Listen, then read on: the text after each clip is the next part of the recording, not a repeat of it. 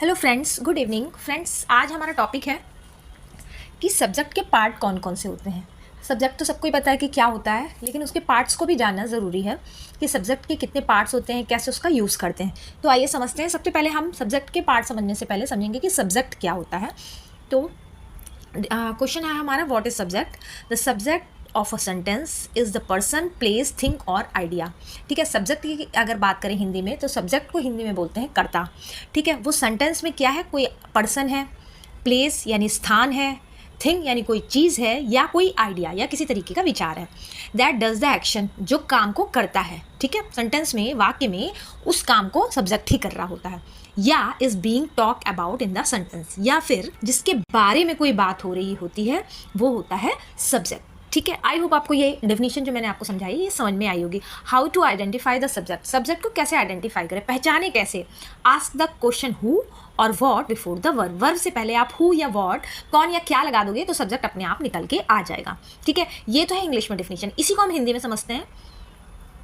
देखिए, दिया हुआ है कि हिंदी में ही वही चीज़ दी है कि सब्जेक्ट वह होता है, सब्जेक्ट यानी कर्ता वह होता है जो क्रिया करता है, क्रिया यानी एक्शन करता है, या जिसके बारे में बात हो रही होती है वो होता है सब्जेक्ट। आई होप अब आपको क्लियर होगा कि व्हाट इज सब्जेक्ट। आगे देखते हैं। जैसे एग्जांपल आप देखो कि जॉन ईट्स एन एप्पल। ठीक है, अब आप इस सेंटेंस में देखोगे कि जो जॉन है वो सब्जेक्ट है, वो क्या काम कर रहा है, खाने का काम कर रहा है। ठीक है, हु ईट्स, कौन खा रहा है, जॉन खा रहा है, तो कौन हो गया, सब्जेक्ट हो गया। द डॉग बार्क्ड लाउडली, तेज कौन भौंक रहा है, ऑब्वियस है कि कुत्ते भौंक रहे हैं, तो सब्जेक्ट हो गया dog. Reading books helps you learn. ठीक है, अब यहाँ पर आप देखोगे तो ये सेंटेंस जो है वो पोजीशन में है, और यहाँ पर जो रीडिंग बुक है वो सब्जेक्ट है। ठीक है, ऑनेस्टी इज इंपॉर्टेंट, ऑनेस्टी यानी ईमानदारी। व्हाट इज इंपॉर्टेंट, क्या इंपॉर्टेंट है, तो सब्जेक्ट क्या हुआ, ऑनेस्टी इंपॉर्टेंट है। आई होप आपको ये 4 वाक्य समझ में आए होंगे, जिसमें पहले सेंटेंस में जॉन, दूसरे में द डॉग, तीसरे में रीडिंग बुक, और चौथे में ऑनेस्टी सब्जेक्ट है। हमेशा सब्जेक्ट नाउन या प्रोनाउन होता है, ज़्यादातर सब्जेक्ट सेंटेंस के स्टार्टिंग में ही आ जाते हैं, ये एक पहचान होती है। ठीक है, अब हम लोग आगे देखते हैं।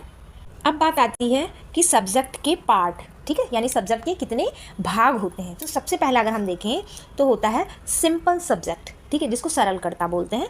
वह यह मुख्य नाउन या प्रोनाउन होता है। अभी मैंने आपको बताया कि जो सब्जेक्ट होता है हमारा, वो या तो नाउन होगा नहीं तो प्रोनाउन होगा। जो वाक्य में कार्य कर रहा होता है, एक्शन का जो काम होता है वो सब्जेक्ट करता है। जैसे एग्जाम्पल हम देखते हैं, the tall boy is running fast.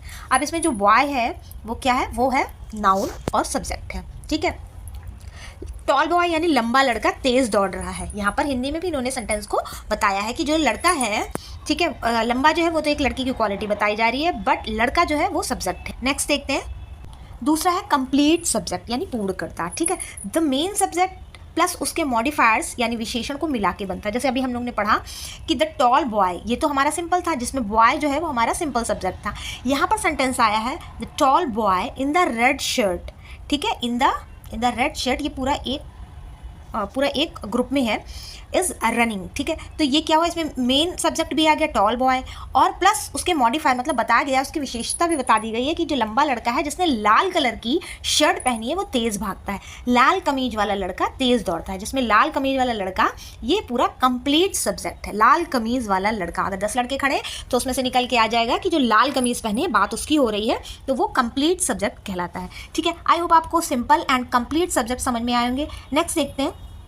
Next है कंपाउंड सब्जेक्ट। कंपाउंड सब्जेक्ट यानी संयुक्त कर्ता जिसको बोलते हैं। तो आप देखो यहाँ पर जब 2 या 2 से अधिक सब्जेक्ट मिलकर एक ही वर्ग के लिए काम कर रहे हैं, मतलब एक्शन एक ही होगा, लेकिन 2 या 2 से ज़्यादा लोग होंगे, वो कहलाता है कंपाउंड सब्जेक्ट। जैसे Rahul and Simran are dancing, जो डांस करने का काम है वो एक्शन वर्ड है, यानी वो वर्ब है, डांस का काम हो रहा है, कर कौन रहा है, राहुल और सिमरन, ये 2 हैं।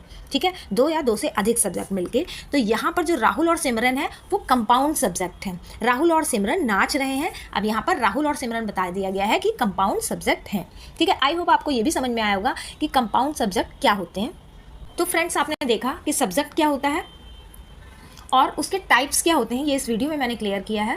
अगर आपको कोई चीज़ समझ में ना आई हो तो आप मैसेज से पूछ सकते हो, अदरवाइज़ आप इस वीडियो को एक बार और सुनोगे तो आई होप कि आपको समझ में आएगा, क्योंकि सब्जेक्ट बहुत ही कॉमन और इजी टॉपिक है और ज़्यादातर लोगों को पता है, बस मे बी कि उनको टाइप्स ऑफ सब्जेक्ट ना पता हो। तो फिर मिलेंगे हम किसी नए टॉपिक के साथ। Thank you.